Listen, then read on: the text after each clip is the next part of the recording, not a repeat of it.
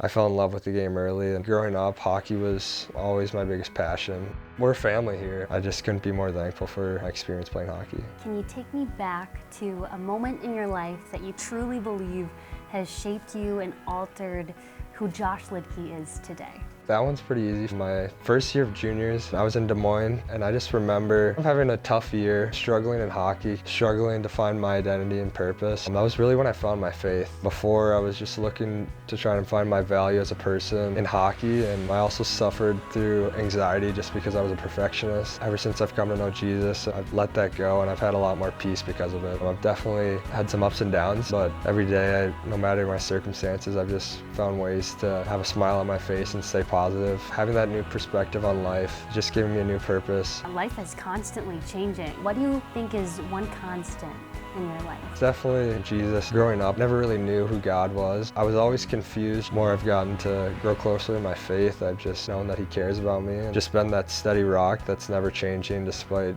my circumstances. Your hockey resume has quite a few revisions. You initially had committed to Northern Michigan, then you signed an NLI with Denver, changed course before deciding on becoming a Husky. What played in to where you could see yourself spending the next 4 years? The more I grew up, I wanted to be close to home. A whirlwind of how it all transpired. I just loved the family culture that they have here. That's what kind of drew me in, just because I always have had that at Minnetonka. And one of the closest teams I've ever been on is when we won that state championship. And we have that closeness and that tightness here. It's what truly sets us apart. Last year, October 1st, 2022, season opener at St. Thomas, you suffered that pretty scary hit, which was the onset of you missing that first month of your sophomore year.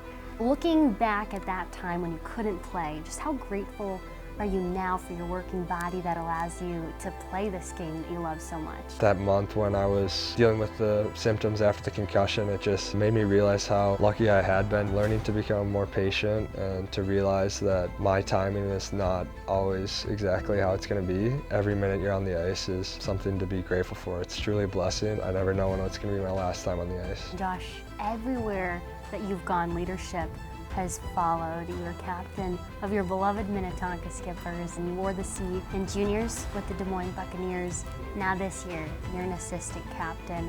So how have you felt your confidence just grow? For me as a leader, I'm not the most outspoken. There's a lot of influences on you, but my faith is one thing that's never changing, and God's never changing. So I just kind of lean on Him during the hard times. Understand that a lot of stuff is out of my control. Being here, it's definitely allowed me to grow and be more confident as a leader. Hate to say it, but we're almost through with this season. Sooner or later, you'll be returning to the Herb for season number 4.